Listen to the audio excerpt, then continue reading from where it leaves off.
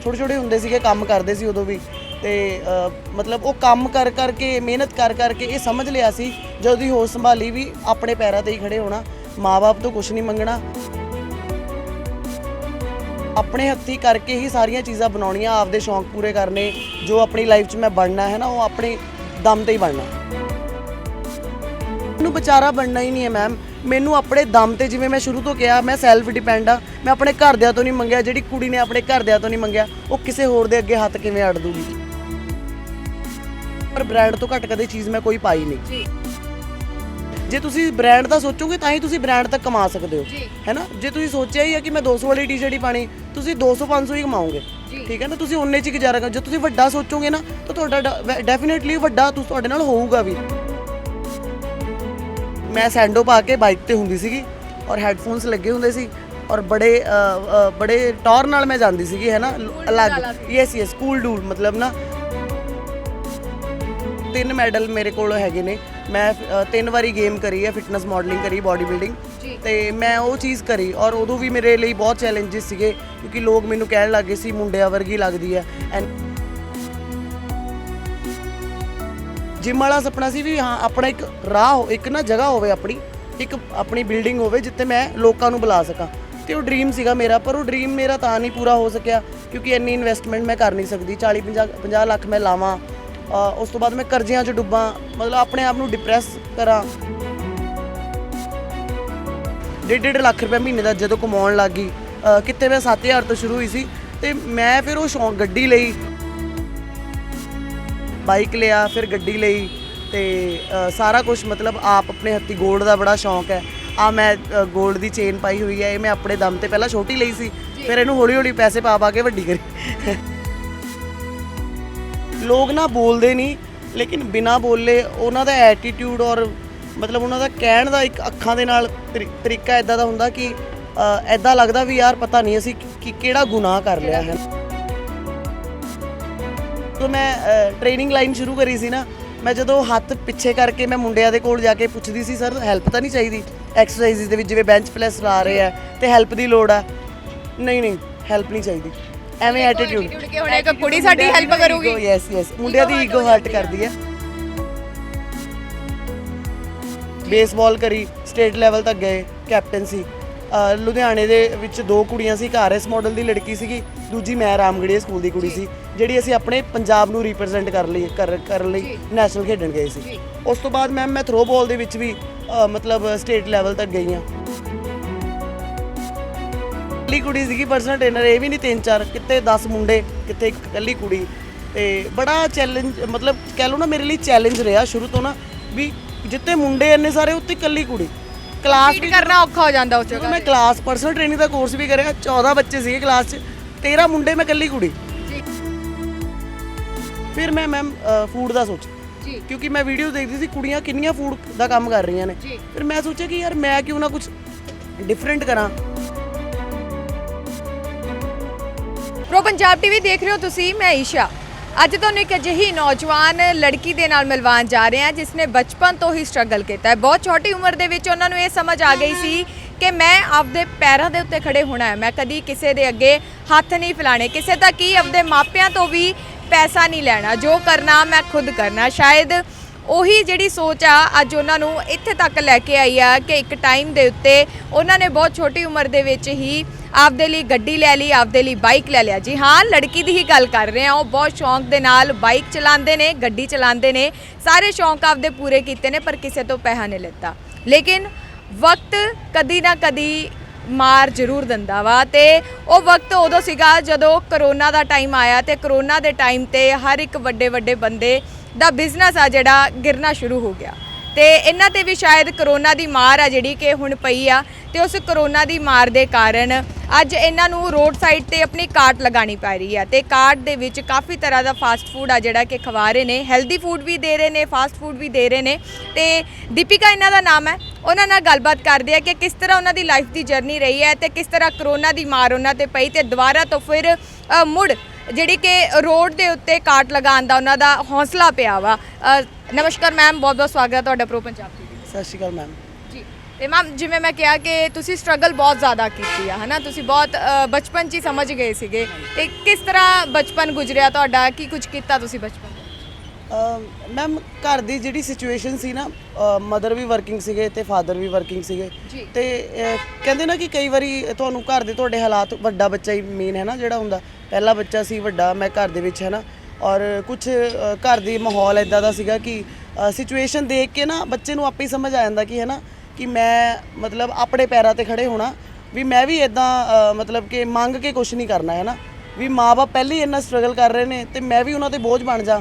ਇੱਕ ਥੋੜਾ ਜਿਹਾ ਕੁੜੀਆਂ ਇਸ ਗੱਲ ਨੂੰ ਜ਼ਿਆਦਾ ਸਮਝਦੀਆਂ ਹੈ ਨਾ, ਤੇ ਵੱਡਾ ਬੱਚਾ ਹੋਣ ਕਰਕੇ ਉੱਪਰੋਂ ਫਿਰ ਮੈਂ ਇੱਕ ਲੜਕੀ ਸੀ, ਮਾਂ-ਬਾਪ ਦਾ ਕਹਿੰਦੇ ਧਿਆਨ ਰੱਖਦੀ ਹੈ ਨਾ ਕੁੜੀਆਂ ਜ਼ਿਆਦਾ, ਤੇ ਉਹ ਚੀਜ਼ ਮੈਂ ਇਹ ਸ਼ੁਰੂ ਤੋਂ ਹੀ ਸੋਚ ਲਈ ਸੀ ਵੀ ਮੈਂ ਛੋਟੇ ਹੁੰਦੇ ਸੀਗੇ, ਕੰਮ ਕਰਦੇ ਸੀ ਉਦੋਂ ਵੀ, ਤੇ ਮਤਲਬ ਉਹ ਕੰਮ ਕਰ ਕਰਕੇ ਮਿਹਨਤ ਕਰ ਕਰਕੇ ਇਹ ਸਮਝ ਲਿਆ ਸੀ ਜਦੋਂ ਦੀ ਹੋਸ਼ ਸੰਭਾਲੀ ਵੀ ਆਪਣੇ ਪੈਰਾਂ ਤੇ ਹੀ ਖੜੇ ਹੋਣਾ, ਮਾਂ-ਬਾਪ ਤੋਂ ਕੁਝ ਨਹੀਂ ਮੰਗਣਾ, ਆਪਣੇ ਹੱਥੀਂ ਕਰਕੇ ਹੀ ਸਾਰੀਆਂ ਚੀਜ਼ਾਂ ਬਣਾਉਣੀਆਂ, ਆਪਦੇ ਸ਼ੌਂਕ ਪੂਰੇ ਕਰਨੇ, ਜੋ ਆਪਣੀ ਲਾਈਫ 'ਚ ਮੈਂ ਬਣਨਾ ਹੈ ਨਾ ਉਹ ਆਪਣੇ ਦਮ ਤੇ ਹੀ ਬਣਨਾ ਜੀ। ਪੜ੍ਹਾਈ ਕਿਸ ਤਰੀਕੇ ਨਾਲ ਹੋਈ ਤੁਹਾਡੀ?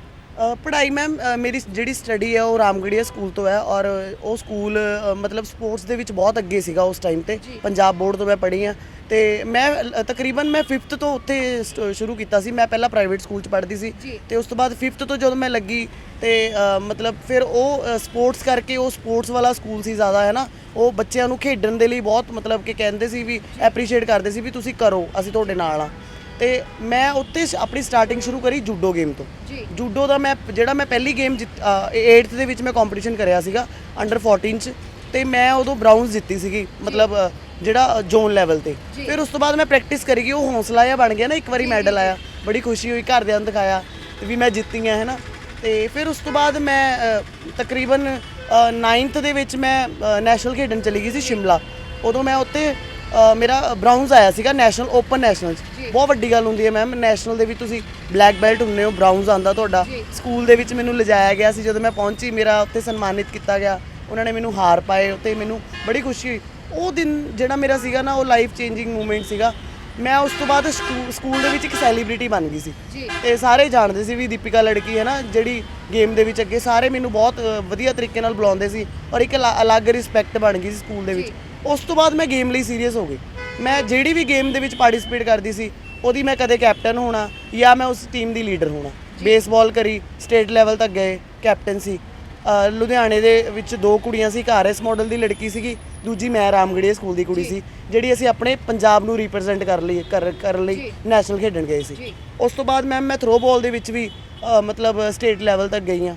ਈਵਨ ਮੈਂ ਗੱਤਕਾ, ਜਿਹੜਾ ਸਾਡਾ ਮਾਰਸ਼ਲ ਆਰਟ ਹੈ ਸਾਡਾ ਸਰਦਾਰਾਂ ਦਾ ਹੈ ਮੇਨ, ਤੇ ਮੈਂ ਉਹਦੇ 'ਚ ਵੀ ਸਟੇਟ ਲੈਵਲ ਤੇ 5 ਫੇਸ ਮੈਨੂੰ ਅੱਜ ਵੀ ਯਾਦ ਹੈ, 5 ਫੇਸ ਗਏ ਸੀਗੇ ਅਸੀਂ ਉੱਥੇ ਕੰਪੀਟੀਸ਼ਨ ਖੇਡਣ, ਔਰ ਵਿਨ ਕਰਕੇ ਆਏ ਸੀ, 골ਡ ਆਇਆ ਸੀ ਸਾਡਾ। ਮਤਲਬ ਮੈਂ ਹਿੰਦੂ ਫੈਮਿਲੀ ਤੋਂ ਬਿਲੋਂਗ ਕਰਦੀ ਹਾਂ, ਬਟ ਸਟਿਲ ਮੈਨੂੰ ਢਾਲ ਤਲਵਾਰ ਚਲਾਉਣੀ ਔਰ ਚੱਕਰ ਚਲਾਉਣਾ ਔਰ ਫਰੀ ਸੋਟੀ ਚਲਾਉਣੀ ਮੈਨੂੰ ਅਜੇ ਵੀ ਮੈਨੂੰ ਯਾਦ ਹੈ ਕਿ ਮੈਂ ਕਿਵੇਂ ਕਰਨਾ, ਮੈਂ ਕਿਵੇਂ ਮਤਲਬ ਕਿ ਆਪਣੇ ਆਪ ਨੂੰ ਬਚਾਉਣਾ, ਮੈਂ ਕਿਵੇਂ ਮਤਲਬ ਉਹ ਚੀਜ਼ ਮੈਨੂੰ ਅੱਜ ਵੀ ਯਾਦ ਹੈ ਜੀ। ਹਾਂਜੀ।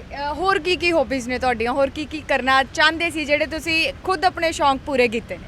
ਐਕਚੁਅਲੀ ਮੈਂ ਸ਼ੁਰੂ ਤੋਂ ਨਾ, ਜਿਵੇਂ ਸਾਡੇ ਘਰ ਦੇ ਮੇਰੇ ਫਾਦਰ ਸਾਹਿਬ ਨੇ ਨਾ ਮੁੰਡਿਆਂ ਵਾਂਗੂ ਹੀ ਪਾਲਿਆ ਹੈ ਨਾ, ਉਹਨਾਂ ਨੇ ਮਾਂ-ਬਾਪ ਨੇ ਮੈਨੂੰ ਕਦੇ ਉਹਨਾਂ ਨੇ ਰਿਅਲਾਈਜ਼ ਹੀ ਨਹੀਂ ਕਰਾਇਆ ਵੀ ਤੁਸੀਂ ਕੁੜੀ ਹੋ ਹੈ ਨਾ, ਔਰ ਮੇਰੇ ਸ਼ੌਂਕ ਵੀ ਸਪੋਰਟਸ ਦੇ ਰਹਿਣ। ਥੋੜੀ ਸਪੋਰਟਸ ਵਾਲੀ ਕੁੜੀ ਦਾ ਐਟੀਟਿਊਡ ਅਲੱਗ ਹੁੰਦਾ, ਤੇ ਉਹ ਹਰ ਵੇਲੇ ਸਪੋਰਟਸ ਵੇਅਰ ਪਾ ਕੇ ਰੱਖਣਾ, ਔਰ ਗੇਮ ਦੇ ਵਿੱਚ ਸੀਗੇ ਤੇ ਉਹ ਪੋਜ਼ਿਟਿਵ ਵਾਈਬਸ, ਜਿਵੇਂ ਨਾ ਇੱਕ ਡਿਸਪਲਿਨ 'ਚ ਰਹਿਣਾ ਔਰ ਚੀਜ਼ਾਂ ਨੂੰ ਸਮਝਣਾ ਹੈ ਨਾ, ਉਹ ਮੈਨੂੰ ਸ਼ੁਰੂ ਤੋਂ ਹੀ ਉਹ ਜਿਹੜੀਆਂ ਚੀਜ਼ਾਂ ਨਾ ਸਪੋਰਟਸ ਨੇ ਇਹ ਚੀਜ਼ਾਂ ਮੈਨੂੰ ਸਿਖਾਈਆਂ। ਔਰ ਲਾਈਫ ਨੂੰ ਤੁਸੀਂ ਆਪਣੇ ਆਪ ਨੂੰ ਸੈਲਫ ਡਿਪੈਂਡ ਕਿਵੇਂ ਕਰਨਾ, ਇਹ ਸਪੋਰਟਸ ਤੁਹਾਨੂੰ ਡਿਸਿਪਲਿਨ, ਸੈਲਫ ਡਿਪੈਂਡ ਹੋਣਾ ਇਹ ਸਿਖਾਉਂਦੀ ਹੈ। ਤੇ ਮੈਨੂੰ ਯਾਦ ਹੈ ਮੈਮ, ਉਸ ਤੋਂ ਬਾਅਦ ਜਿਹੜੀ ਮੇਰੀ ਜਰਨੀ ਸ਼ੁਰੂ ਹੋਈ ਗੇਮਸ, ਮੈਂ ਸਾਰੇ 4-5 ਗੇਮਸ ਸੀਗੀਆਂ, ਮੈਂ ਭੰਗੜਾ ਵੀ ਬਹੁਤ ਸੋਹਣਾ ਪਾਉਂਦੀ ਸੀ, ਸਕੂਲ 'ਚ ਪਰਫਾਰਮੈਂਸ ਵੀ ਦਿੱਤੀ, ਠੀਕ ਹੈ। ਮੈਂ ਰਨਰ ਅਪ ਰਹੀ ਸੀਗੀ +2 ਦੇ ਵਿੱਚ, ਜਦੋਂ ਸਾਡੀ ਫੇਅਰਵੈਲ ਹੋਈ ਸੀ ਉਦੋਂ ਮੈਂ ਮਤਲਬ ਫੇਅਰਵੈਲ ਦੀ ਰਨਰ ਅਪ ਰਹੀ ਸੀਗੀ। ਮਤਲਬ ਬਿਊਟੀ ਵੱਲੋਂ ਵੀ ਨਾ ਮੈਂ ਮਤਲਬ ਥਰੈਡਿੰਗ ਕਰਾਉਣੀ ਤਾਂ ਮੈਨੂੰ ਬਾਅਦ 'ਚ ਸੁੱਝੀ, ਮੈਨੂੰ ਪਤਾ ਹੀ ਨਹੀਂ ਹੁੰਦਾ ਸੀ ਚੀਜ਼ਾਂ ਦਾ ਨਾ, ਬੜਾ ਸਿੰਪਲ ਜੀ ਲਾਈਫ ਉਦੋਂ ਜੀ ਮੈਂ ਹੈ ਨਾ। ਆ ਫੈਸ਼ਨੇਬਲ ਤਾਂ ਹੁਣ ਹੋ ਗਈ, ਜਿਵੇਂ ਟਾਈਮ ਬਦਲਿਆ ਗਿਆ ਨਾ ਹੈ ਨਾ, ਹੁਣ ਤਾਂ ਪੇਅਰਸਿੰਗ ਵੀ, ਵਾਲ ਵੀ ਹਾਈਲਾਈਟ। ਕਹਿ ਸਕਦੇ ਆ ਕਿ ਜਿਹੜੀਆਂ ਸਪੋਰਟਸ ਵਾਲੀਆਂ ਕੁੜੀਆਂ ਹੁੰਦੀਆਂ ਨੇ ਨਾ, ਜਦੋਂ ਸ਼ਿੱਦਤ ਦੇ ਨਾਲ ਸਪੋਰਟਸ ਦੇ ਵਿੱਚ ਜਾਂਦੀਆਂ ਨਾ, ਫਿਰ ਉਹ ਸਭ ਕੁਝ ਭੁੱਲ ਜਾਂਦੀਆਂ ਨੇ, ਉਹਨਾਂ ਨੂੰ ਸਿਰਫ ਆਪਣੀ ਗੇਮ ਦਿਖ ਰਹੀ ਹੁੰਦੀ ਆ, ਜਾਂ ਉਹ ਮੈਡਲ ਤੇ ਪੂਰੀ ਅੱਖ ਹੁੰਦੀ ਆ ਕਿ ਬਈ ਇਹ ਮੇਰਾ ਵਾ। ਹਾਂਜੀ ਬਿਲਕੁਲ ਮੈਮ, ਇਹ ਮੈਮ ਜਿਹੜੀ ਸਪੋਰਟਸਮੈਨਸ਼ਿਪ ਨਾ, ਜਿਹੜੀ ਤੁਹਾਡੀ ਜਿੱਤਣ ਦੀ ਹੈ ਨਾ ਚਾਹ ਜਿਹੜੀ ਹੈ, ਉਹ ਮੇਰੇ ਅੰਦਰ ਸ਼ੁਰੂ ਤੋਂ ਹੀ ਰਹੀ ਵੀ ਮੈਂ ਕੰਪੀਟੀਟਰ ਬਣ ਕੇ ਨਾ ਇੱਕ ਜਿਵੇਂ ਕੋਈ ਮਤਲਬ ਟੀਮ ਆਉਂਦੀ ਸੀ ਤਾਂ ਮੇਰੇ ਅੰਦਰ ਉਹ ਕੁਦਰਤੀ ਜਨੂਨ ਇਦਾਂ ਦਾ ਹੁੰਦਾ ਸੀਗਾ ਕਿ ਮੈਂ ਯਾਰ ਜਿੱਤ ਕੇ ਹੀ ਜਾਣਾ, ਮੈਂ ਆਪਣੀ ਟੀਮ ਨੂੰ ਜਿਤਾਣਾ। ਤੇ ਉਸ ਤੋਂ ਬਾਅਦ ਮੈਂ +2 ਤੱਕ ਗੇਮਸ ਕਰੀਆਂ ਇਹ ਸਾਰੀਆਂ। ਫਿਰ ਉਸ ਤੋਂ ਬਾਅਦ ਮੈਂ +2 ਜਦੋਂ ਕੀਤੀ ਮੈਂ ਸੀਪੀਐਡ ਨਾਰਗਵਾਲ ਕਰੀ। ਮੇਰਾ ਮਤਲਬ 1 ਈਅਰ ਹੋਇਆ ਸੀਗਾ ਤੇ ਮੇਰੇ ਥੋੜੀ ਫੈਮਿਲੀ ਪ੍ਰੋਬਲਮਸ ਆ ਗਈਆਂ ਸੀ, ਫਿਰ ਉਹ ਮੇਰੀ ਕੰਪਲੀਟ ਨਹੀਂ ਹੋ ਪਾਈ। ਬਟ ਮੈਨੂੰ ਪੀਟੀ ਟੀਚਰ ਦੀ ਜੌਬ ਮਿਲ ਗਈ ਜੀ। ਤੇ ਡਿਊਰਿੰਗ ਇਹਦੇ ਵਿੱਚ ਹੈ ਨਾ, ਕਿਉਂਕਿ ਇੱਕ ਟੈਲੈਂਟ ਸੀਗਾ ਔਰ ਕਹਿ ਲਓ ਵੀ ਪੰਜਾਬੀ ਕਹਿ ਲਓ ਪੰਜਾਬ ਬੋਰਡ 'ਚ ਪੜ੍ਹੀ ਹੋਈ ਸੀ ਤੇ ਉਸ ਐਡਮਿਸ਼ਨ ਮੈਨੂੰ ਉੱਥੇ ਮਤਲਬ ਜੌਬ ਮੈਨੂੰ ਆਫਰ ਹੋਈ ਤੇ ਮੈਂ ਉੱਥੇ ਜੌਬ ਕਰ ਲਈ। ਤੇ ਫਿਰ ਉਸ ਤੋਂ ਬਾਅਦ ਮਤਲਬ 4 ਸਾਲ ਮੈਂ ਪੀਟੀ ਟੀਚਰ ਦੀ ਜੌਬ ਕਰੀ। 4 ਸਾਲ ਜੌਬ ਕਰਨ ਤੋਂ ਬਾਅਦ ਮੈਂ ਬਹੁਤ ਟੀਮਸ ਵੀ ਆਪਣੀਆਂ ਲੈ ਕੇ ਗਈ। ਥਰੋਬੋਲ ਦੀ ਟੀਮ ਲੈ ਕੇ ਗਈ ਆਪਣੀ। ਮੇਰੀ ਟੀਮ ਬਹੁਤ ਸੋਲਿਡ ਸੀਗੀ। 14 ਅੰਡਰ 14 ਅੰਡਰ 16 ਟੀਮ ਮੈਂ ਲੈ ਕੇ ਜਾਂਦੀ ਸੀ ਨਾਲ, ਔਰ ਕੰਪੀਟੀਸ਼ਨ ਜਿੱਤੇ ਵੀ। ਸਕੂਲ 'ਚ ਵੀ ਮੇਰਾ ਬਹੁਤ ਅੱਛਾ ਅਹੁਦਾ ਸੀਗਾ ਉੱਥੇ ਤੇ ਸਾਰੇ ਬਹੁਤ ਰਿਸਪੈਕਟ ਕਰਦੇ ਸੀ। ਬੱਚੇ ਈਵਨ ਮੇਰੇ ਤੋਂ ਡਰਦੇ ਵੀ ਸੀ।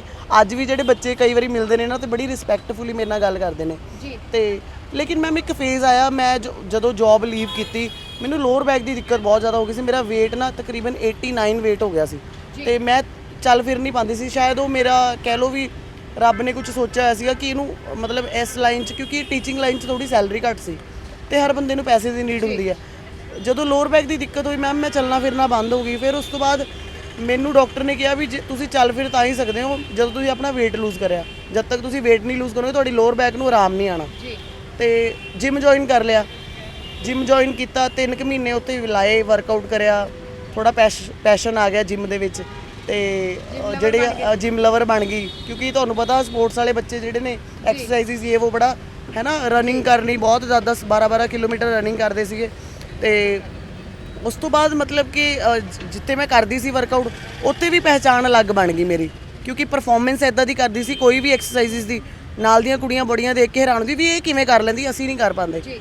ਉਹ ਫਿਰ ਐਪਰੀਸ਼ੀਏਟ ਕਰਨ ਲੱਗ ਗਏ। ਮੈਨੂੰ ਬੜੀ ਖੁਸ਼ੀ ਹੁੰਦੀ ਸੀ ਜਦੋਂ ਐਪਰੀਸ਼ੀਏਟ ਕਿਤੇ ਮਿਲਦਾ ਨਾ। ਐਪਰੀਸ਼ੀਏਸ਼ਨ ਦਾ ਮਜ਼ਾ ਬਹੁਤ ਅਲੱਗ ਹੁੰਦਾ ਤੁਹਾਨੂੰ ਖੁਦ ਜਦੋਂ ਤੁਹਾਡੀ ਪਹਿਚਾਣ ਲੱਗ ਹੁੰਦੀ ਤੁਹਾਨੂੰ ਲੋਕ ਪੁੱਛਣ ਲੱਗ ਜਾਂਦੇ ਨੇ ਵੀ ਇਹ ਕਿਵੇਂ ਕਰਨਾ। ਸੇਮ ਚੀਜ਼ ਤੁਸੀਂ ਕਰ ਰਹੇ ਹੋ ਅਗਲਾ ਕਰ ਰਿਹਾ, ਉਹ ਤਾਂ ਤੁਹਾਡੇ ਤੋਂ ਮਤਲਬ ਤੁਹਾਡੇ ਤੋਂ ਹੋ ਰਹੀ ਹੈ, ਅਗਲੇ ਤੋਂ ਨਹੀਂ ਹੋ ਰਹੀ ਨਾ। ਤੇ ਤੁਸੀਂ ਇਹ ਕਹਿੰਦੇ ਹੋ ਵੀ ਯਾਰ ਮੈਂ ਡਿਫਰੈਂਟ ਆ ਇਹਨਾਂ ਤੋਂ ਨਾ। ਤੇ ਉਹ ਫਿਰ ਮਤਲਬ ਕਿ ਕੁੜੀ ਹੌਲੀ ਵੱਧਦੇ ਫਰੈਂਡਸ ਬਣ ਗਏ। ਫਿਰ ਉਹ ਮੈਨੂੰ ਇੰਟਰਸਟ ਆਉਣ ਲੱਗ ਗਿਆ। ਉਹ ਮੇਰੇ ਨਾਲ ਦੇਖ ਕੇ ਵਰਕਆਊਟ ਕਰਦੀਆਂ ਸੀ ਤੇ ਉੱਥੇ ਜਿਹੜੇ ਓਨਰ ਸੀਗੇ ਉਹਨਾਂ ਨੂੰ ਮੈਂ ਵੈਸੇ ਹੀ ਪੁੱਛ ਲਿਆ, ਮੈਂ ਕਿਹਾ ਇਹਦਾ ਮਤਲਬ ਸਿਸਟਮ ਕੀ ਹੈ, ਐਕਸਰਸਾਈਜ਼ਸ ਕਿਵੇਂ, ਮਤਲਬ ਕਿ ਕੋਈ ਕੋਰਸ ਹੁੰਦਾ। ਉਹ ਕਹਿੰਦਾ ਮੈਨੂੰ ਇੱਕ ਕੁੜੀ ਦੀ ਲੋੜ ਆ, ਮੈਂ ਤੈਨੂੰ ਸਿਖਾ ਦੂੰਗਾ। ਮੈਂ 7000 ਤੇ ਮੈਮ ਉੱਥੇ ਜੌਬ ਲੱਗ ਗਈ ਜੀ।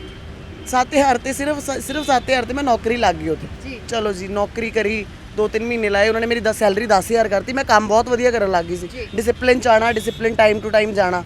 ਉਹਨਾਂ ਨੇ ਮੈਨੂੰ ਆਪਣੇ ਦੋਨੋਂ ਜਿਮ ਸੰਭਾਲਣ ਨੂੰ ਦੇਤੇ ਕੁੜੀਆਂ ਦੇ ਲਈ ਵੀ, ਕੁੜੀਆਂ ਨੂੰ ਐਕਸਰਸਾਈਜ਼ ਕਰਾਉਣੀ ਹੈ, ਮੁੰਡਿਆਂ ਨੂੰ ਵੀ ਮੈਂ ਕਰਾਉਂਦੀ ਸੀ। ਤੇ ਹੌਲੀ ਕੌਨਫੀਡੈਂਸ ਆ ਗਿਆ ਤੇ ਹੋਰ ਜ਼ਿਆਦਾ ਫਿਰ ਇਹਦਾ ਕੋਰਸ ਕਰ ਲਿਆ। ਚੰਡੀਗੜ੍ਹ ਤੋਂ ਪਰਸਨਲ ਟ੍ਰੇਨਿੰਗ ਦਾ ਕੋਰਸ ਕਰ ਲਿਆ। ਆਪ ਹੀ ਗੂਗਲ ਤੋਂ ਸਰਚ ਮਾਰਿਆ, CCT ਕਰਾਉਂਦੇ ਸੀਗੇ ਉਹ ਕੋਰਸ ਮਾਲ ਟਾਊਨ। ਮਤਲਬ ਐਸੇ ਸਾਲ ਹੀ ਉਹਨਾਂ ਨੇ, ਜਿਵੇਂ ਉਸ ਸਾਲ ਮੇਰੇ ਵਾਲੇ 'ਚ ਇੱਥੇ ਉਹਨਾਂ ਨੇ ਕਲਾਸਿਸ ਵੀ ਜਿਵੇਂ ਰੱਬ ਸਾਥ ਦਿੰਦਾ ਨਾਲ। वो कहते हैं ना अगर किसी चीज को दिल से चाहो तो पूरी कायनात उसे तुमसे मिलाने की साजिश में लग जाती है। मतलब वो सारियां चीज़ां ਤੁਹਾਡੇ ਨਾਲ ਉਸੇ ਤਰੀਕੇ ਨਾਲ ਹੋਣ ਲੱਗ ਗਈਆਂ। ਕਿਉਂਕਿ ਮੈਂ ਨੀਤ ਸਾਫ ਸੀਗੀ, ਕਦੇ ਨਾ ਮਿਹਨਤ ਕਰਨ ਤੋਂ ਮੈਂ ਭੱਜੀ ਨਹੀਂ। ਸ਼ੁਰੂ ਤੋਂ ਬਹੁਤ, ਕਿਉਂਕਿ ਮੇਰੇ ਪੇਰੈਂਟਸ ਨੂੰ ਦਾ ਮੈਂ ਬਹੁਤ ਹਾਰਡ ਵਰਕ ਦੇਖਿਆ, ਮੇਰੇ ਫਾਦਰ ਨੂੰ ਮੈਂ ਬਹੁਤ ਹਾਰਡ ਵਰਕ ਕਰਦੇ ਦੇਖਿਆ ਤੇ ਮੈਂ ਸ਼ੁਰੂ ਤੋਂ ਬਹੁਤ ਹਾਰਡ ਵਰਕਿੰਗ ਰਹੀ। ਮੈਂ ਖੁਦ ਕਹਿੰਦੀ ਹਾਂ ਇਸ ਚੀਜ਼ ਦੀ, ਇਹ ਮੈਨੂੰ ਪਤਾ ਕਿ ਮੈਂ ਬਹੁਤ ਹਾਰਡ ਵਰਕਿੰਗ ਆ ਔਰ ਇਸ ਚੀਜ਼ ਦਾ ਮੁੱਲ ਕਿਸੇ ਨਾ ਕਿਸੇ ਦਿਨ ਤਾਂ ਪਊਗਾ। ਜਦ ਤੱਕ ਸਾਹ ਚੱਲਦੇ ਨੇ ਇਹ ਚੱਲਦਾ ਹੀ ਰਹਿਣਾ ਮੈਮ, ਇਹ ਕਦੇ ਖਤਮ ਨਹੀਂ ਹੋਣਾ। ਠੀਕ ਹੈ। ਤੇ ਉਸ ਤੋਂ ਬਾਅਦ ਫਿਰ ਮਤਲਬ ਕਿ ਜੌਬ ਮੈਨੂੰ ਅਪਰਚੁਨਿਟੀ ਹੋਰ ਮਿਲੀ। ਮੈਂ ਕਿਸੇ ਵੱਡੇ ਜਿਮ 'ਚ, ਮਤਲਬ ਸਾਡੇ ਸ਼ਹਿਰ ਦੇ ਵਿੱਚ ਉਹਦਾ ਨਾਮ ਹੈ ਜਿਮ ਦਾ, ਉੱਥੇ ਮੈਂ ਜੌਬ ਕਰੀ। ਉੱਥੇ ਮੈਨੂੰ 12000 ਤੇ ਉਹਨਾਂ ਨੇ ਰੱਖਿਆ। ਫਿਰ ਉਹ ਮੈਂ ਦੇਖਦੀ ਸੀ ਆਲੇ ਦੁਆਲੇ ਵਾਲੇ ਲੋਕ ਨਾ ਪਰਸਨਲ ਟ੍ਰੇਨਿੰਗ ਕਰਾਉਂਦੇ ਨੇ ਤੇ ਉਹਦਾ 10-10000 ਰੁਪਏ ਚਾਰਜ ਕਰਦੇ ਆ ਤੇ ਉਹਦਾ ਉਹਨਾਂ ਨੂੰ 60 ਜਾਂ 40% 50% ਮਿਲਦਾ। ਲਾਈਕ ਜੇ ਤੁਸੀਂ 12000 ਨਾਲ ਤੁਹਾਨੂੰ ਇੱਕ ਪਰਸਨਲ ਟ੍ਰੇਨਿੰਗ ਮਿਲ ਗਈ ਤਾਂ ਤੁਹਾਡੇ ਹੋ ਗਏ 16000 ਰੁਪਏ। ਜੇ ਤੁਹਾਨੂੰ 5000 ਜਿਮ ਵਾਲੇ ਦੇ ਰਹੇ ਨੇ ਵਿਦ ਉਹਦੇ ਲਈ ਹੈ ਨਾ, ਆਪਣੇ ਪਰਸੈਂਟੇਜ ਕੱਢ ਕੇ। ਤੇ ਮੈਂ ਕਿਹਾ ਯਾਰ ਪੈਸੇ ਕਮਾਉਣ ਦਾ ਹੋਰ ਵਧੀਆ ਤਰੀਕਾ ਹੋ ਗਿਆ। ਫਿਰ ਮੈਂ ਕੋਰਸ ਵੀ ਕਰ ਲਿਆ ਸੀਗਾ ਤੇ ਪਰ ਉਹ ਉੱਥੇ ਮੈਨੂੰ ਪਰਸਨਲ ਟ੍ਰੇਨਿੰਗ ਆ ਨਾ ਇੱਕ ਮਿਲੀ ਸੀਗੀ। ਉਹ ਵੀ ਤੁਹਾਨੂੰ ਪਤਾ ਕੰਪੀਟੀਟਰ ਕੁੜੀਆਂ ਦੇ ਨਾਲ ਬਹੁਤ ਕੰਪੀਟੀਸ਼ਨ ਹੁੰਦਾ, ਮੁੰਡਿਆਂ ਦਾ ਵੀ ਹੈ ਨਾ। ਵੀ ਫਲੋਰ ਤੇ ਮੈਂ ਇਕੱਲੀ ਕੁੜੀ ਸੀਗੀ ਪਰਸਨਲ ਟ੍ਰੇਨਰ, ਇਹ ਵੀ ਨਹੀਂ 3-4, ਕਿਤੇ 10 ਮੁੰਡੇ, ਕਿਤੇ ਇੱਕ ਇਕੱਲੀ ਕੁੜੀ। ਤੇ ਬੜਾ ਚੈਲੰਜ, ਮਤਲਬ ਕਹਿ ਲਓ ਨਾ ਮੇਰੇ ਲਈ ਚੈਲੰਜ ਰਿਹਾ ਸ਼ੁਰੂ ਤੋਂ ਨਾ, ਵੀ ਜਿੱਤੇ ਮੁੰਡੇ ਇੰਨੇ ਸਾਰੇ ਉੱਤੇ ਇਕੱਲੀ ਕੁੜੀ। ਕਲਾਸ ਵੀ ਕਰਨਾ ਔਖਾ ਹੋ ਜਾਂਦਾ ਉਸ ਜਗ੍ਹਾ। ਮੈਂ ਕਲਾਸ ਪਰਸਨਲ ਟ੍ਰੇਨਿੰਗ ਦਾ ਕੋਰਸ ਵੀ ਕਰਿਆ, 14 ਬੱਚੇ ਸੀਗੇ ਕਲਾਸ 'ਚ, 13 ਮੁੰਡੇ, ਮੈਂ ਇਕੱਲੀ ਕੁੜੀ ਜੀ। ਮਤਲਬ ਮੈਨੂੰ ਬੜਾ ਹੁੰਦਾ ਸੀਗਾ ਕਿ ਯਾਰ ਮੈਂ ਐਸਾ ਕੀ ਕਰ ਰਹੀ ਹਾਂ ਜਿਹੜਾ ਮੈਂ ਇਕੱਲੀ ਹਾਂ ਤੇ ਬਾਕੀ ਸਾਰੇ ਮੁੰਡੇ ਹੀ ਨੇ। ਤੇ ਕਿਤੇ ਨਾ ਕਿਤੇ ਲੱਗਦਾ ਸੀਗਾ ਕਿ ਸ਼ਾਇਦ ਰੱਬ ਨੇ ਮੈਨੂੰ ਮੁੰਡਾ ਹੀ ਬਣਾਉਣਾ ਸੀ, ਗਲਤੀ ਨਾਲ ਕੁੜੀ ਬਣਾਤਾ। ਲੇਕਿਨ ਉਹ ਬਣਾਉਣਾ ਉਹਨਾਂ ਨੇ ਮੁੰਡੇ, ਕਿਉਂਕਿ ਮੇਰੇ ਸ਼ੌਂਕ ਉੱਦਾਂ ਦੇ ਸੀਗੇ ਹੈ ਨਾ। ਤੇ ਲੇਕਿਨ ਚਲੋ ਮੈਮ ਠੀਕ ਰਿਹਾ, ਸਾਰਾ ਕੁਝ ਵਧੀਆ ਚੱਲਦਾ ਰਿਹਾ। ਫਿਰ ਉਸ ਤੋਂ ਬਾਅਦ ਮੈਂ ਬੜਾ ਕੰਮ ਵੀ ਕਰਿਆ, ਮੈਨੂੰ ਪਰਸਨਲ ਟ੍ਰੇਨਿੰਗ ਅਲੱਗ-ਅਲੱਗ ਜਿਮ ਤੋਂ। ਲਾਸਟ ਮੈਂ ਜਿਹੜਾ ਕੀਤਾ ਗੋਲਡ ਰੀਫ ਜਿਮ ਦੇ ਵਿੱਚ ਐਜ਼ ਅ ਮੈਨੇਜਰ ਜੌਬ ਕੀਤੀ। ਉੱਥੇ ਮੇਰੀ 18,000 ਸੈਲਰੀ ਸੀਗੀ। ਉਸ ਤੋਂ ਬਾਅਦ ਮਤਲਬ 7,000 ਤੋਂ ਸ਼ੁਰੂ ਕੀਤੇ, 18,000 ਤੇ ਆ ਗਈ ਪਰਸਨਲ ਟ੍ਰੇਨ। ਜਿਵੇਂ ਤੁਸੀਂ ਕਿਹਾ ਕਿ ਘਰ ਦੇ ਵਿੱਚ ਫਾਈਨੈਂਸ਼ੀਅਲ ਇਸ਼ੂਜ਼ ਇਦਾਂ ਸੀਗੇ ਕਿ ਗੁਜ਼ਾਰਾ ਚੱਲ ਰਿਹਾ ਸੀਗਾ ਹਨਾ, ਮਤਲਬ ਬਹੁਤ ਓਕੇ ਸੀਗਾ ਕਿ ਤਾਜੀ ਖਾਂਦੇ ਚਲਾਉਂਦੇ ਸੀਗੇ। ਤੇ ਉਸ ਟਾਈਮ ਤੇ ਸੁਪਨੇ ਹੁੰਦੇ ਨੇ, ਸਭ ਦੇ ਹੁੰਦੇ ਨੇ ਕਿ ਜੇ ਮੇਰੀ ਜੌਬ ਲੱਗ ਜਾਂਦੀ ਆ ਮੈਂ ਆਹ ਕਰੂੰਗੀ, ਮੈਂ ਉਹ ਕਰੂੰਗੀ। ਜੇ ਤੁਹਾਡੀ ਜੌਬ ਲੱਗੀ, ਪਹਿਲਾਂ ਤਾਂ ਤੁਸੀਂ ਸਾਰਾ ਕੁਝ ਸੈਟਲ ਕੀਤਾ ਆਪਣਾ ਹਨਾ। ਜਦੋਂ ਇਨਕਮ ਆ ਜਿਹੜੀ ਵੱਧਦੀ ਗਈ ਤਾਂ ਫਿਰ ਖਿਆਲ ਆਏ ਕਿ ਹੁਣ ਮੇਰੇ ਸੁਪਨੇ ਪੂਰੇ ਕਰਨ ਦਾ ਟਾਈਮ ਆ ਗਿਆ। ਤਾਂ ਫਿਰ ਸਭ ਤੋਂ ਪਹਿਲਾ ਸੁਪਨਾ ਜਿਹੜਾ ਕਿਹੜਾ ਪੂਰਾ ਕੀਤਾ ਸੀ? ਮੈਮ ਤੁਸੀਂ ਮੰਨੋਗੇ, ਮੈਂ ਮਤਲਬ ਕਿ ਮੈਂ +2 ਕੰਪਲੀਟ ਕੀਤੀ ਸੀਗੀ। ਮੈਂ ਸ਼ਾਸਤਰੀ ਸਕੂਲ 'ਚ ਉਦੋਂ ਪੜ੍ਹਾਇਆ ਸੀਗਾ, ਸਰਗੋਦਾ ਸਕੂਲ ਤੋਂ ਪਹਿਲਾਂ। ਮੈਂ ਉੱਥੇ ਤਕਰੀਬਨ 7-8 ਮਹੀਨੇ ਲਾਏ ਸੀ ਪੀਟੀ ਟੀਚਰ ਦੇ ਲਈ। ਉੱਥੇ ਨਾ ਇੱਕ ਬੱਚਾ ਆਂਦਾ ਹੁੰਦਾ ਸੀ, ਉਹਦੇ ਕੋਲ ਨਾ ਤੁਹਾਨੂੰ ਪਤਾ ਮਹਿਰੂਨ ਰੰਗ ਦੀ ਕੈਨੇਟਿਕ ਚੱਲਦੀ ਸੀ ਪਹਿਲਾਂ, ਬਲੈਕ ਔਰ ਮਹਿਰੂਨ। ਮੈਂ ਉਹਨੂੰ ਕਿਹਾ ਤੂੰ ਵੇਚਣੀ ਹੈ ਇਹ, ਕਿਉਂਕਿ ਮੈਂ ਪੈਦਲ ਜਾਂਦੀ ਹੁੰਦੀ ਸੀਗੀ ਸਕੂਲ ਉੱਥੇ ਪੜ੍ਹਾਉਣ ਵਾਸਤੇ। ਤੇ ਮੈਂ ਕਿਹਾ ਤੂੰ ਇਹ ਵੇਚਣੀ ਹੈ? ਉਹ ਕਹਿੰਦਾ ਹਾਂਜੀ ਮੈਡਮ ਵੇਚਣੀ ਹੈ, 12,500 ਚ ਵੇਚਣੀ ਹੈ। ਮੈਂ ਨਾ ਹੌਲੀ ਹੌਲੀ ਪੈਸੇ ਜੋੜਨੇ ਸ਼ੁਰੂ ਕੀਤੇ। ਮੇਰੇ 2500 ਸੈਲਰੀ ਸੀ ਉਦੋਂ, ਤੇ ਮੈਂ 12,500 ਰੁਪਏ ਇਕੱਠਾ ਕੀਤਾ। ਉਹਨੂੰ ਮੈਂ ਕਿਹਾ ਤੂੰ ਕਿਸੇ ਹੋਰ ਨੂੰ ਨਾ ਦੇਈ, ਇਹ ਮੈਂ ਲਵਾਂਗੀ। ਉਹ ਮੈਂ 12,500 +2 ਤੋਂ ਬਾਅਦ ਜਦੋਂ ਮੈਂ ਟੀਚਰ ਬਣੀ, ਮੈਂ ਉਸ ਤੋਂ ਬਾਅਦ ਉਹ ਚੀਜ਼ ਆਪਣੀ ਫਸਟ ਖਰੀਦੀ ਸੀ। ਔਰ ਉਸ ਤੋਂ ਬਾਅਦ ਫਿਰ ਮੈਂ ਖਰੀਦਣ ਦੀ ਖੁਸ਼ੀ ਕਿੰਨੀ ਖੁਸ਼ ਬਹੁਤ ਜ਼ਿਆਦਾ। ਮੈਨੂੰ ਚਲਾਣੀ ਵੀ ਨਹੀਂ ਸੀ ਆਉਂਦੀ, ਮੈਂ ਪੈਰਾਂ ਨਾਲ ਰਗੜ ਕੇ ਘਰ ਤੱਕ ਲੈ ਕੇ ਆਈ ਸੀ। ਮਤਲਬ ਉਹ ਚੀਜ਼ ਨਾ ਮੈਂ ਘਰ ਤੱਕ ਲੈ ਕੇ ਆਈ ਖਿੱਚ ਕੇ ਪੈਰਾਂ ਨਾਲ। ਮੈਨੂੰ ਚਲਾਉਣਾ ਵੀ ਨਹੀਂ ਸੀ ਆਉਂਦਾ, ਕਿਉਂਕਿ ਸਿਰਫ ਖਰੀਦ ਕੇ ਘਰ ਏਦਾਂ ਲੈ ਆਈ। ਮਤਲਬ ਘਰਦਿਆਂ ਨੂੰ ਪਤਾ ਸੀਗਾ ਕਿ ਤੁਸੀਂ ਲੈਣ ਜਾ ਰਹੇ ਹੋ ਕਿ ਸਰਪ੍ਰਾਈਜ਼ ਸੀ? ਸਰਪ੍ਰਾਈਜ਼ ਸੀ ਮੈਮ, ਸਰਪ੍ਰਾਈਜ਼ ਸੀ। ਰਿਐਕਸ਼ਨ ਕੀ ਸੀ ਫਿਰ? ਰਿਐਕਸ਼ਨ ਮੈਮ ਨਾਲ ਦੀਆਂ ਕੁੜੀਆਂ ਕੋਲ ਕਿਸੇ ਕੋਲ ਵੀ ਨਹੀਂ ਸੀ, ਕਿ ਸਭ ਸਾਈਕਲ ਤੇ ਔਰ ਉਹਦੇ ਤੇ ਆਉਂਦੇ ਹੁੰਦੇ ਸੀਗੇ। ਕੋਈ ਰੇਅਰ ਹੀ ਸੀ ਗੱਡੀ ਵਾਲਾ ਜਾਂ ਸਕੂਟਰ ਵਾਲਾ, ਨਹੀਂ ਤਾਂ ਪੇਰੈਂਟਸ ਹੀ ਛੱਡ ਕੇ ਮੈਂ ਪਹਿਲੀ ਕੁੜੀ ਸੀ ਜਿਹਦੇ ਕੋਲ ਕਨੈਟਿਕ ਸੀ। ਪੇਰੈਂਟਸ ਨੂੰ ਕਿੰਨਾ ਪ੍ਰਾਊਡ ਫੀਲ ਹੋਇਆ? ਬਿਲਕੁਲ ਮੈਮ, ਹੁੰਦਾ ਉਹਨਾਂ ਨੂੰ ਸੀਗਾ ਵੀ ਹਾਂ ਚਲੋ ਇਹ ਕੁਝ ਕਰਨਾ ਚਾਹੁੰਦੀ ਹੈ। ਤਾਂ ਹੀ ਤਾਂ ਉਹਨਾਂ ਨੇ ਕਦੇ ਰੋਕਿਆ ਨਹੀਂ ਮੈਮ, ਕਦੇ ਵੀ ਨਹੀਂ ਰੋਕਿਆ ਉਹਨਾਂ ਨੇ ਕਿਹਾ ਬੇਟਾ ਕੋਈ ਗੱਲ ਨਹੀਂ, ਤੁਸੀਂ ਮਿਹਨਤ ਕਰ ਰਹੇ ਹੋ ਨਾ, ਬਹੁਤ ਹੈ। ਜੀ ਚਲੋ ਉਹ ਤੱਕ ਸਕੂਟੀ ਸੀਗੀ ਹੈ ਨਾ, ਕੁੜੀਆਂ ਚਲਾ ਲੈਂਦੀਆਂ ਨੇ। ਇੱਕ ਜਿਹੜਾ ਉਹ ਬਾਈਕ ਵਾਲਾ ਸ਼ੌਂਕ ਆ ਉਹ ਕਿੱਥੋਂ ਆਇਆ? ਉਹ ਮੈਮ ਬਾਈਕ ਮੈਂ 2 ਸਾਲ ਪਹਿਲਾਂ ਹੀ ਲਿਆ। ਮੈਂ ਦੇਖਦੀ ਹੁੰਦੀ ਸੀਗੀ ਕਿ ਜਿਹੜੀ ਐਕਚੁਅਲੀ ਨਾ ਜਦੋਂ ਬਾਡੀ ਬਿਲਡਿੰਗ 'ਚ ਆ ਜਾਓ ਨਾ, ਤੁਹਾਡੀ ਬਿਊਟੀ, ਤੁਹਾਡਾ ਐਟੀਟਿਊਡ ਔਰ ਤੁਹਾਡੀਆਂ ਪਹਿਰਾਵਾ, ਟੱਚਵੁੱਡ ਮੈਮ ਭਾਵੇਂ ਛੋਟਾ ਬ੍ਰਾਂਡ ਹੀ ਪਾਇਆ, ਪਰ ਬ੍ਰਾਂਡ ਤੋਂ ਘੱਟ ਕਦੇ ਚੀਜ਼ ਮੈਂ ਕੋਈ ਪਾਈ ਨਹੀਂ। ਜਦੋਂ ਦੀ ਮੈਂ ਆਪ ਕੰਮ ਕਰਨ ਲੱਗੀ ਹਾਂ, ਇਹ ਹਰ ਬੰਦੇ ਦਾ ਹੁੰਦਾ ਕਿ ਉਹਨੇ ਗੁੱਚੀ ਪਾਣਾ ਹੈ ਨਾ, ਪਰਾਡਾ ਪਾਣਾ ਹੈ। ਐਵੇਂ ਇੰਨੇ ਵੱਡੇ ਤੱਕ ਤਾਂ ਨਹੀਂ ਗਏ, ਪਰ ਚਲੋ ਛੋਟੇ-ਮੋਟੇ ਬ੍ਰਾਂਡ ਦੇ ਨਾਲ, ਮਤਲਬ ਕਿ ਇਹ ਨਹੀਂ ਵੀ 200 ਦੀ ਟੀ-ਸ਼ਰਟ। ਹਾਂ ਠੀਕ ਹੈ, ਸਭ ਮਿਹਨਤ ਕਰਦੇ ਆ ਆਪਦੇ ਉਹਦੀ, ਪਰ ਇੱਕ ਮਨ ਹੁੰਦਾ ਨਾ ਕਿ ਹਾਂ ਯਾਰ ਜ਼ਿੰਦਗੀ 'ਚ ਕੁਝ ਆਏ ਆ, ਕਰ ਰਹੇ ਆ, ਮਿਹਨਤ ਕਰ ਰਹੇ ਆ, ਤਾਂ ਇਹ ਨਹੀਂ ਕੰਜੂਸੀ ਮਾਰਨੀ ਹੈ। ਪਹਿਲਾਂ ਆਪਣੇ ਆਪ ਨੂੰ ਹੈ ਨਾ, ਆਪਣੇ ਅੰਦਰ ਨੂੰ ਠੀਕ ਕਰੋ ਵੀ ਤੁਸੀਂ ਆਪ ਵਧੀਆ ਪਾਓ, ਤਾਂ ਹੀ ਤੁਸੀਂ, ਜੇ ਤੁਸੀਂ ਬ੍ਰਾਂਡ ਦਾ ਸੋਚੋਗੇ ਤਾਂ ਹੀ ਤੁਸੀਂ ਬ੍ਰਾਂਡ ਤੱਕ ਕਮਾ ਸਕਦੇ ਹੋ, ਹੈ ਨਾ। ਜੇ ਤੁਸੀਂ ਸੋਚਿਆ ਹੀ ਹੈ ਕਿ ਮੈਂ 200 ਵਾਲੀ ਟੀ-ਸ਼ਰਟ ਹੀ ਪਾਣੀ, ਤੁਸੀਂ 200-500 ਹੀ ਕਮਾਓਗੇ, ਠੀਕ ਹੈ ਨਾ। ਤੁਸੀਂ ਉਹਨੇ 'ਚ ਹੀ ਗੁਜ਼ਾਰਾ ਕਰੋ। ਜੇ ਤੁਸੀਂ ਵੱਡਾ ਸੋਚੋਗੇ ਨਾ ਤਾਂ ਤੁਹਾਡਾ ਡੈਫੀਨੇਟਲੀ ਵੱਡਾ ਤੁਹਾਡੇ ਨਾਲ ਹੋਊਗਾ ਵੀ। ਔਰ ਇਹ ਚੀਜ਼ ਮੈਮ ਮੇਰੇ ਨਾਲ ਹੋਈ ਵੀ ਹੈ। ਮੈਂ ਇੱਕ ਕੁੜੀ ਨੂੰ ਦੇਖਿਆ ਸੀ ਬਾਈਕ ਚਲਾਉਂਦੇ ਹੋਏ, ਮੈਂ ਕਿਹਾ ਯਾਰ ਕਿੰਨੀ ਸੋਹਣੀ ਲੱਗ ਰਹੀ ਹੈ ਬਾਈਕ ਚਲਾਉਂਦੇ, ਮੈਂ ਕਿਹਾ ਮੈਂ ਵੀ ਲਵਾਂਗੀ। ਫਿਰ ਜਦੋਂ ਮੈਮ ਮੇਰੇ ਕੋਲ ਕੰਮ ਆਇਆ ਵਧੀਆ, ਮੈਂ ਨਾ 1.5 ਲੱਖ ਰੁਪਏ ਮਹੀਨੇ ਦਾ ਜਦੋਂ ਕਮਾਉਣ ਲੱਗ ਗਈ, ਕਿਤੇ ਮੈਂ 7,000 ਤੋਂ ਸ਼ੁਰੂ ਹੋਈ ਸੀ। ਤੇ ਮੈਂ ਫਿਰ ਉਹ ਸ਼ੌਂਕ ਗੱਡੀ ਲਈ ਮੈਂ ਆਪਣੀ, ਮੇਰੇ ਕੋਲ ਹੋਂਡਾ ਸਿਟੀ ਹੈ, ਨੰਬਰ ਵੀ ਮੇਰਾ, ਮੈਂ ਬੜਾ ਸਪੈਸ਼ਲ ਨੰਬਰ ਲਿਆ ਆਪਣਾ।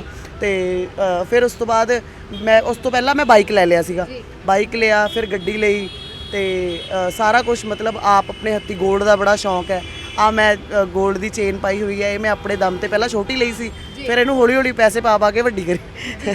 ਰਿੰਗਸ ਦਾ ਸ਼ੌਂਕ ਹੈ, ਦੇਖੋ ਰਿੰਗਸ ਵੀ ਮੈਂ ਪਾਈਆਂ ਗੋਲਡ ਦੀਆਂ, ਮਤਲਬ ਇਹ ਚੀਜ਼ਾਂ। ਹਾਂਜੀ, ਤੇ ਟੈਟੂਜ਼ ਦਾ ਹੈ ਨਾ, ਸਾਰਾ ਮੈਂ ਮਤਲਬ ਕਮਾਉਂਦੇ ਸੀ ਤਾਂ ਆਪਣੇ ਤੇ ਖਰਚਦੇ ਵੀ ਸੀ। ਤੇ ਮੈਮ ਪਰ ਕਹਿੰਦੇ ਆ ਨਾ ਸੇਮ ਟਾਈਮ ਨਹੀਂ ਰਹਿੰਦਾ। ਲੋਕਡਾਊਨ ਲੱਗਿਆ, ਲੋਕਡਾਊਨ 'ਚ ਬਿਲਕੁਲ ਹੀ ਖਤਮ ਹੋ ਗਏ ਮੈਮ। ਜਿਮ ਸਭ ਤੋਂ ਪਹਿਲਾਂ ਸਾਡੇ ਬੰਦ ਹੋਏ, ਧਰਨੇ ਲਾ ਕੇ ਸਾਡੀ ਬੱਸ ਹੋ ਗਈ, ਸਾਡੀ ਸੁਣੀ ਨਹੀਂ ਕਿਸੇ ਨੇ, ਸਭ ਨੇ ਆਪਣੀ ਮਰਜ਼ੀ। ਜਿਮ ਨੇ ਤੁਹਾਨੂੰ ਉਠਾਇਆ ਸੀਗਾ ਹਨਾ, 7,000 ਤੋਂ ਤੁਹਾਡੀ ਸ਼ੁਰੂਆਤ ਕੀਤੀ ਸੀਗੀ, ਉਹ ਜਿਮ ਇੱਕ ਟਾਈਮ ਤੇ ਆ ਕੇ ਬੰਦ ਆ ਜਾਂਦਾ ਤੇ ਇੱਕਦਮ ਧੱਕਾ ਲੱਗਦਾ। ਬਿਲਕੁਲ ਮੈਮ, ਔਰ ਉਸ ਟਾਈਮ ਤੇ ਮੈਂ ਮੈਮ ਬਾਡੀ ਬਿਲਡਿੰਗ ਸ਼ੁਰੂ ਕਰਤੀ ਸੀਗੀ ਜਿਮ ਬੰਦ ਹੋਣ ਤੋਂ ਪਹਿਲਾਂ। ਮਤਲਬ ਕਿ ਮੈਨੂੰ ਇਹ ਸੀਗਾ ਕਿ ਮੈਂ ਜਿਵੇਂ ਸਪੋਰਟਸ ਦੇ ਵਿੱਚ ਇਸ ਗੇਮ 'ਚ ਸੀਗੀ ਨਾ, ਤੇ ਹੁਣ ਮੈਂ ਜੇ ਫਿਟਨੈਸ 'ਚ ਵੜੀ ਹਾਂ ਤਾਂ ਮੈਂ ਇਹਦੇ 'ਚ ਵੀ ਕੁਝ ਆਪਣੀ ਅਲੱਗ ਪਹਿਚਾਣ ਬਣਾਉਣੀ ਹੈ। ਮਤਲਬ ਮੈਂ ਪੰਜਾਬ ਲਈ ਜਾਂ ਕਹਿ ਲਓ ਆਪਣੇ ਲੁਧਿਆਣੇ ਲਈ ਮੈਡਲ ਲੈ ਕੇ ਆਉਣਾ ਹੈ ਨਾ, ਔਰ ਮੈਂ ਲਿਆਏ ਵੀ ਮੈਮ। ਮੈਂ ਤਿੰਨ ਮੈਡਲ ਮੇਰੇ ਕੋਲ ਹੈਗੇ ਨੇ। ਮੈਂ 3 ਵਾਰੀ ਗੇਮ ਕਰੀ ਹੈ, ਫਿਟਨੈਸ ਮਾਡਲਿੰਗ ਕਰੀ, ਬਾਡੀ ਬਿਲਡਿੰਗ, ਤੇ ਮੈਂ ਉਹ ਚੀਜ਼ ਕਰੀ। ਔਰ ਉਦੋਂ ਵੀ ਮੇਰੇ ਲਈ ਬਹੁਤ ਚੈਲੰਜਸ ਸੀਗੇ, ਕਿਉਂਕਿ ਲੋਕ ਮੈਨੂੰ ਕਹਿਣ ਲੱਗੇ ਸੀ ਮੁੰਡਿਆਂ ਵਰਗੀ ਲੱਗਦੀ ਹੈ, ਐਨੇ ਤਾਂ ਸਟੀਰੋਇਡ ਲਏ ਨੇ ਹੈ ਨਾ, ਔਰ ਇਹ ਮਤਲਬ ਕਿ ਬਾਡੀ ਬਿਲਡਿੰਗ ਦੇ ਵਿੱਚ ਕੁੜੀਆਂ ਦੀ ਗੇਮ ਨਹੀਂ ਹੈਗੀ। ਬਹੁਤ ਲੋਕ ਬੋਲਦੇ ਸੀਗੇ। ਮੈਂ ਜਿੱਥੇ ਜਾਂਦੀ ਸੀ ਮੇਰੀ ਆਦਤ ਮੈਮ ਤੁਸੀਂ ਮੈਨੂੰ ਦੇਖਿਆ ਨਹੀਂ ਮੇਰੀ, ਮੈਂ ਤੁਹਾਨੂੰ ਸਨੈਪਸ ਦਿਖਾਉਂਗੀ। ਮੈਂ ਸੈਂਡੋ ਪਾ ਕੇ ਬਾਈਕ ਤੇ ਹੁੰਦੀ ਸੀਗੀ ਔਰ ਹੈੱਡਫੋਨਸ ਲੱਗੇ ਹੁੰਦੇ ਸੀ ਔਰ ਬੜੇ ਟੌਰ ਨਾਲ ਮੈਂ ਜਾਂਦੀ ਸੀਗੀ ਹੈ ਨਾ। ਅਲੱਗ ਯੈਸ ਸਕੂਲ ਡੂਲ ਮਤਲਬ ਨਾ ਅਲੱਗ ਪਹਿਚਾਣ ਸੀ ਲੁਧਿਆਣੇ 'ਚ ਜਿੱਥੋਂ ਲੰਘਦੀ। ਹੁਣ ਵੀ ਕਈ ਲੋਕ ਆਉਂਦੇ ਨੇ ਤੁਸੀਂ ਉਹੀ ਹੋ ਨਾ, ਬਾਈਕ ਚਲਾਉਂਦੇ ਹੋ, ਵੱਡੇ ਹੈੱਡਫੋਨਸ ਲਾਉਂਦੇ ਹੋ। ਪਰ ਇੱਕ ਮੈਮ ਟਾਈਮ ਹੁੰਦਾ ਹਰ ਚੀਜ਼ ਦਾ। ਤੁਹਾਡੇ ਸ਼ੌਂਕ ਤੇ ਤੁਹਾਡਾ ਕੰਮ ਇਹ ਨਾਲ ਪੈਰਲਲ ਚੱਲਦੇ ਰਹਿਣਾ ਚਾਹੀਦਾ ਤਾਂ ਜ਼ਿਆਦਾ ਬੈਟਰ ਹੈ। ਜੋ ਤੁਸੀਂ ਇਕੱਲੇ ਸ਼ੌਂਕ ਪਗਾਉਂਦੇ ਹੋ ਨਾ, ਤੁਸੀਂ ਆਪਣਾ ਅੰਦਰ ਨਹੀਂ ਖੁਸ਼ ਕਰ ਸਕਦੇ ਤਾਂ ਤੁਸੀਂ ਬਾਹਰ ਖੁਸ਼ੀ ਕਿਵੇਂ ਵੰਡ ਸਕਦੇ? ਬਿਲਕੁਲ। ਤੇ ਮੈਮ ਕੰਮ ਜਦੋਂ ਘਟਿਆ ਨਾ ਤੇ ਮੈਨੂੰ ਬਹੁਤ ਪਰੇਸ਼ਾਨੀਆਂ ਹੋਈਆਂ ਲੋਕਡਾਊਨ ਕਰਕੇ।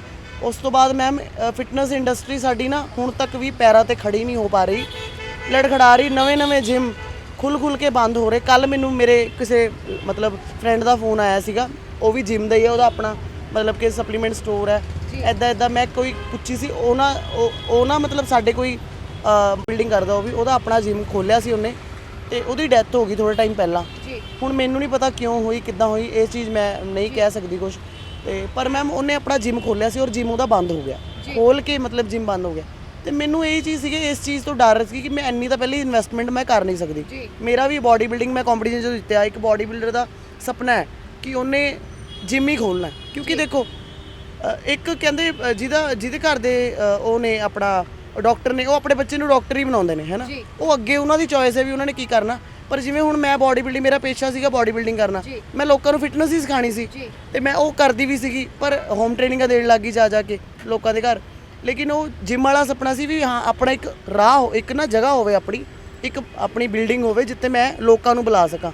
ਤੇ ਉਹ ਡ੍ਰੀਮ ਸੀਗਾ ਮੇਰਾ। ਪਰ ਉਹ ਡ੍ਰੀਮ ਮੇਰਾ ਤਾਂ ਨਹੀਂ ਪੂਰਾ ਹੋ ਸਕਿਆ ਕਿਉਂਕਿ ਇੰਨੀ ਇਨਵੈਸਟਮੈਂਟ ਮੈਂ ਕਰ ਨਹੀਂ ਸਕਦੀ। 40-50 ਲੱਖ ਮੈਂ ਲਾਵਾਂ, ਉਸ ਤੋਂ ਬਾਅਦ ਮੈਂ ਕਰਜ਼ਿਆਂ 'ਚ ਡੁੱਬਾਂ, ਮਤਲਬ ਆਪਣੇ ਆਪ ਨੂੰ ਡਿਪਰੈਸ ਕਰਾਂ, ਉਹ ਮੇਰੇ ਤੋਂ ਪੋਸੀਬਲ ਨਹੀਂ ਸੀ ਹੋ ਸਕਦਾ। ਫਿਰ ਮੈਂ ਮੈਮ ਫੂਡ ਦਾ ਸੋਚਿਆ ਕਿਉਂਕਿ ਮੈਂ ਵੀਡੀਓਜ਼ ਦੇਖਦੀ ਸੀ ਕੁੜੀਆਂ ਕਿੰਨੀਆਂ ਫੂਡ ਦਾ ਕੰਮ ਕਰ ਰਹੀਆਂ ਨੇ।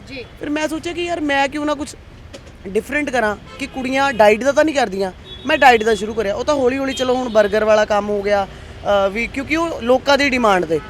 ਉਹ ਆਪਾਂ ਜੇ ਗੱਲ ਕਰੀਏ ਘਰਦਿਆਂ ਨੇ ਨਹੀਂ ਕਦੀ ਕਿਹਾ ਕਿ ਇੰਨੀ ਲਗਜ਼ਰੀਅਸ ਲਾਈਫ ਜੀਣ ਤੋਂ ਬਾਅਦ ਇੱਕਦਮ ਤੁਸੀਂ ਰੋਡ ਤੇ ਆ ਕੇ ਕਾਟ ਲਗਾ ਰਹੇ ਹੋ? ਮੈਮ ਉਹਨਾਂ ਨੇ ਨਾ ਕਦੇ ਕਿਸੇ ਚੀਜ਼ ਲਈ ਰੋਕਿਆ ਟੋਕਿਆ ਹੀ ਨਹੀਂ। ਜਦੋਂ ਚੰਗਾ ਟਾਈਮ ਵੀ ਆਪਣੇ ਨਾਲ, ਉਹ ਵੀ ਮੇਰੇ ਨਾਲ ਸੀਗਾ। ਚੰਗੇ ਟਾਈਮ 'ਚ ਵੀ ਉਹਨਾਂ ਨੇ ਮੇਰੇ ਤੋਂ ਕੁਝ ਨਹੀਂ ਮੰਗਿਆ, ਮਾੜੇ ਟਾਈਮ 'ਚ ਵੀ ਨਹੀਂ ਉਹਨਾਂ ਨੇ ਮੈਨੂੰ ਕੁਝ ਵੀ ਮੰਗਿਆ। ਮਤਲਬ ਕਹਿ ਲਓ ਵੀ ਨਾ ਦਿੱਤਾ ਤੇ ਨਾ ਮੰਗਿਆ, ਠੀਕ ਹੈ। ਕਿਉਂਕਿ ਆਦਤ ਹੀ ਨਹੀਂ ਸੀਗੀ ਮੈਮ ਸ਼ੁਰੂ ਤੋਂ ਐਵੇਂ ਕਰਨ ਦੀ, ਹੱਥ ਅੱਡਣ ਦੀ ਕਦੇ ਆਦਤ ਹੀ ਨਹੀਂ ਹੋਈ। ਤੇ ਕਾਟ ਲਗਾਉਣ ਤੋਂ ਬਾਅਦ ਕਿੱਦਾਂ ਦਾ ਰਿਸਪੌਂਸ ਆਇਆ? ਲੋਕੀ ਕਿੱਦਾਂ ਆਣਾ ਸ਼ੁਰੂ ਹੋਏ? ਜਿਵੇਂ ਇੱਕ ਲੜਕੀ ਆ ਹਨਾ, ਇਦਾਂ ਰੋਡ ਦੇ ਉੱਤੇ ਖੜੀ ਆ, ਕੰਮ ਕਰ ਰਹੀ ਆ, ਲੋਕੀ ਕਾਫੀ ਤਰ੍ਹਾਂ ਦੀਆਂ ਗੱਲਾਂ ਕਰਦੇ ਨੇ, ਤੁਸੀਂ ਖੁਦ ਸੁਣੀਆਂ ਨੇ, ਤੁਸੀਂ ਮੇਰੇ ਨਾਲ ਡਿਸਕਸ਼ਨ ਕਰ ਰਹੇ ਸੀਗੇ ਕੱਲ। ਹਾਂਜੀ ਮੈਮ, ਮਤਲਬ ਬਹੁਤ ਚੀਜ਼ਾਂ ਹੁੰਦੀਆਂ ਨੇ, ਲੋਕ ਨਾ ਬੋਲਦੇ ਨਹੀਂ ਲੇਕਿਨ ਬਿਨਾਂ ਬੋਲੇ ਉਹਨਾਂ ਦਾ ਐਟੀਟਿਊਡ ਔਰ ਮਤਲਬ ਉਹਨਾਂ ਦਾ ਕਹਿਣ ਦਾ ਇੱਕ ਅੱਖਾਂ ਦੇ ਨਾਲ ਤਰੀਕਾ ਇੱਦਾਂ ਦਾ ਹੁੰਦਾ ਕਿ ਇੱਦਾਂ ਲੱਗਦਾ ਵੀ ਯਾਰ ਪਤਾ ਨਹੀਂ ਅਸੀਂ ਕਿਹੜਾ ਗੁਨਾਹ ਕਰ ਲਿਆ ਹੈ ਨਾ, ਕਿ ਮੈਂ ਕਿੰਨੀ ਵੱਡੀ ਮਿਸਟੇਕ ਕਰ ਲਈ ਕਿ ਮੈਂ ਇੱਥੇ ਖੜੀ ਹਾਂ।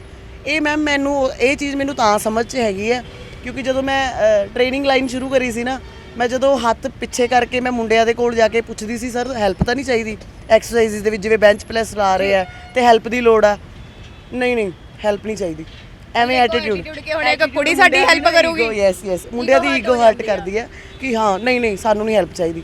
ਔਰ ਜੇ ਕੁਝ ਦੱਸਣਾ ਵੀ ਤੇ ਨਹੀਂ, ਉਹਨਾਂ ਨੇ ਮਤਲਬ ਕਿ ਮੇਰੀ ਗੱਲ ਹੀ ਨਹੀਂ ਸੁਣਨੀ। ਫਿਰ ਉਹ ਚੀਜ਼ ਮੈਨੂੰ ਪਤਾ ਸੀਗਾ ਕਿ ਦੀਪਿਕਾ ਇਹ ਚੈਲੰਜ ਹੈ। ਉਦੋਂ ਵੀ ਟਾਈਮ ਸੀਗਾ, ਟਾਈਮ ਬਦਲਿਆ, ਹੁਣ ਵੀ ਟਾਈਮ ਹੈ, ਟਾਈਮ ਬਦਲੇਗਾ। ਤੇ ਮੈਮ ਹੁਣ ਵੀ ਉਹ ਟਾਈਮ ਬਦਲੇਗਾ, ਡੈਫੀਨੇਟਲੀ ਬਦਲੇਗਾ। ਉਦੋਂ ਵੀ ਲੋਕ ਇਗਨੋਰ ਕਰਦੇ ਸੀਗੇ, ਨਹੀਂ ਖੜਨ ਦਿੰਦੇ ਸੀ ਕੋਲ।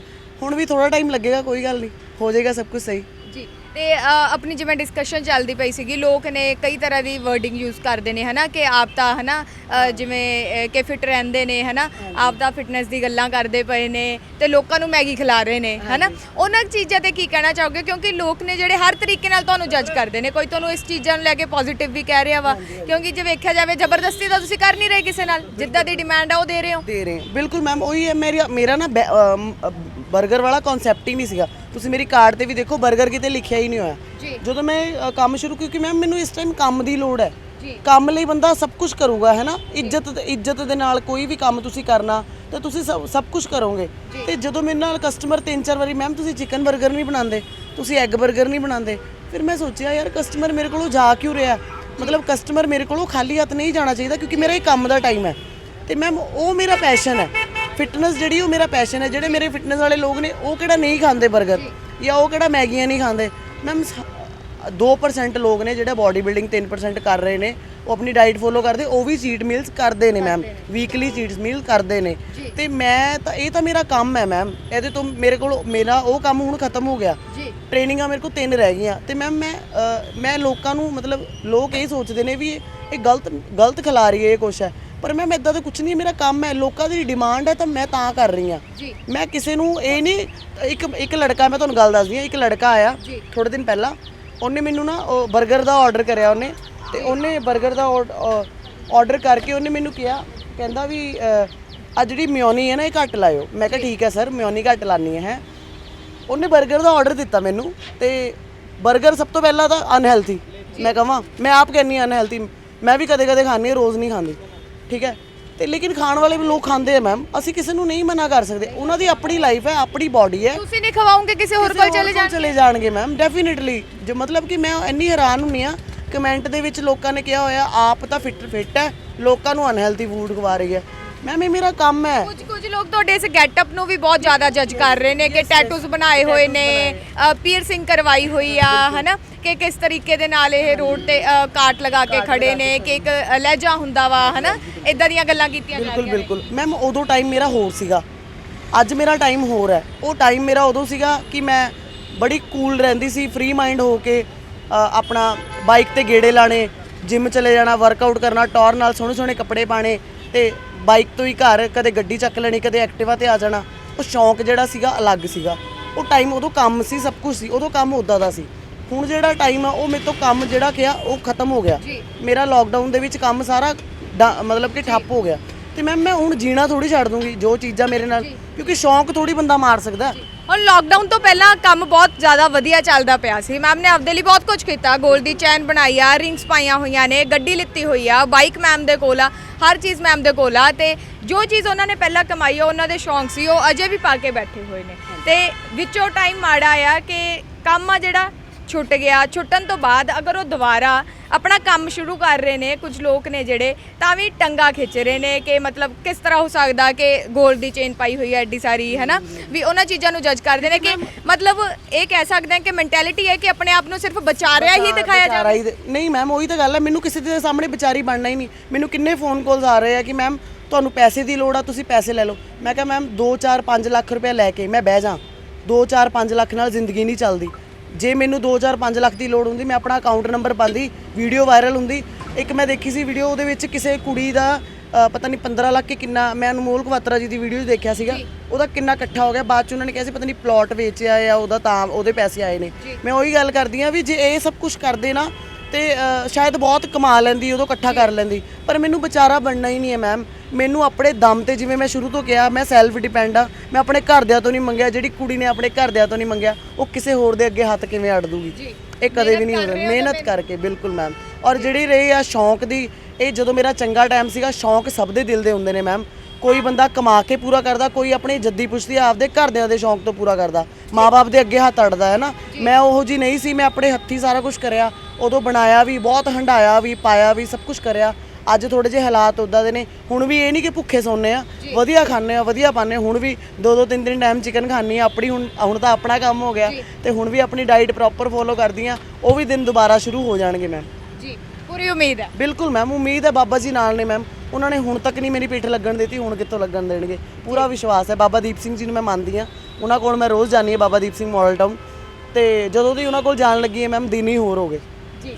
ਤੇ ਤੁਸੀਂ ਵੇਖਿਆ ਕਿ ਇੱਕ ਲੜਕੀ ਦੀਪਿਕਾ ਜਿਹੜੀ ਕਿ ਬਹੁਤ ਜ਼ਿਆਦਾ ਆਪਣਾ ਪਹਿਲਾ ਬਚਪਨ ਆ ਜਿਹੜਾ ਕਿ ਸਟਰਗਲ ਦੇ ਵਿੱਚ ਕੱਢਿਆ ਵਾ, ਕਾਫੀ ਔਕੜਾਂ ਨੇ ਜਿਹੜੀਆਂ ਲਾਈਫ ਦੇ ਵਿੱਚ ਆਈਆਂ, ਹੌਲੀ ਹੌਲੀ ਮਿਹਨਤ ਕੀਤੀ, ਪਰ ਇੱਕ ਮਨ ਦੇ ਵਿੱਚ ਇਹ ਰੱਖਿਆ ਕਿ ਮੈਂ ਪੈਸੇ ਨਹੀਂ ਮੰਗਣੇ। ਘਰ ਦੇ ਪਹਿਲਾਂ ਹੀ ਸਾਨੂੰ ਪਾਲ ਰਹੇ ਨੇ, ਗੁਜ਼ਾਰਾ ਕਰ ਰਹੇ ਨੇ ਘਰ ਦਾ, ਮੈਂ ਘਰਦਿਆਂ ਤੇ ਬੋਝ ਨਹੀਂ ਬਣਨਾ। ਇਸ ਸੋਚ ਨੂੰ ਲੈ ਕੇ ਦੀਪਿਕਾ ਅੱਗੇ ਵੱਧਦੀ ਰਹੀ। ਜਦੋਂ ਅੱਗੇ ਵੱਧਦੀ ਰਹੀ ਤਾਂ ਹੌਲੀ ਹੌਲੀ ਮੌਕੇ ਨੇ ਜਿਹੜੇ ਉਹ ਇਹਨਾਂ ਦੇ ਹੱਕ ਦੇ ਵਿੱਚ ਆਣੇ ਸ਼ੁਰੂ ਹੋਏ, ਤੇ ਮਹੀਨੇ ਦਾ 1.5 ਲੱਖ ਤੱਕ ਇਹਨਾਂ ਨੇ ਕਮਾਇਆ ਹੋਇਆ ਹੈ।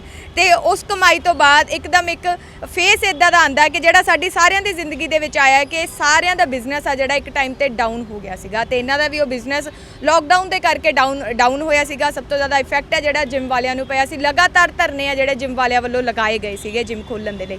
ਤੇ ਉਸ ਦੇ ਕਰਕੇ ਅੱਜ ਤੱਕ ਇਹਨਾਂ ਨੂੰ ਉਹ ਸਟਰਗਲ ਕਰਨੀ ਪੈ ਰਹੀ ਆ। ਜਿਸ ਨੇ ਇੰਨਾ ਕੰਮ ਕੀਤਾ, ਪੀਟੀ ਟੀਚਰ ਬਣੇ, ਜਿਮ ਟ੍ਰੇਨਰ ਬਣੇ ਤੇ ਉਸ ਤੋਂ ਬਾਅਦ ਵੀ ਅੱਜ ਜ਼ੀਰੋ ਤੋਂ ਦੁਬਾਰਾ ਇਹਨਾਂ ਨੇ ਆਪਣਾ ਕੰਮ ਸ਼ੁਰੂ ਕੀਤਾ ਵਾ। ਇੱਕ ਕਾਰਟ ਆ ਜਿਹੜੀ ਲਗਾਈ ਹੋਈ ਆ ਜਿਹਦੇ ਵਿੱਚ ਹੈਲਦੀ ਫੂਡ ਵੀ ਮਿਲਦਾ ਤੇ ਜਿੱਦਾਂ ਦੀ ਲੋਕਾਂ ਦੀ ਡਿਮਾਂਡ ਆ ਉੱਦਾਂ ਦਾ ਫੂਡ ਵੀ ਇਹਨਾਂ ਵੱਲੋਂ ਦਿੱਤਾ ਜਾ ਰਿਹਾ। ਉਮੀਦ ਕਰਦੇ ਆ ਕਿ ਤੁਸੀਂ ਇਹਨਾਂ ਦਾ ਹੌਸਲਾ ਵਧਾਓਗੇ, ਇਹਨਾਂ ਦੇ ਨਾਲ ਖੜੇ ਰਹੋਗੇ ਬਜਾਏ ਇਸ ਦੇ ਕਿ ਇਹਨਾਂ ਦੀਆਂ ਟੰਗਾਂ ਖਿੱਚੀਆਂ ਜਾਣ। ਕੈਮਰਾਮੈਨ ਆਕਾਸ਼ ਦੇ ਨਾਲ ਮੈਂ ਈਸ਼ਾ ਪ੍ਰੋ, ਪੰਜਾਬ, ਲੁਧਿਆਣਾ।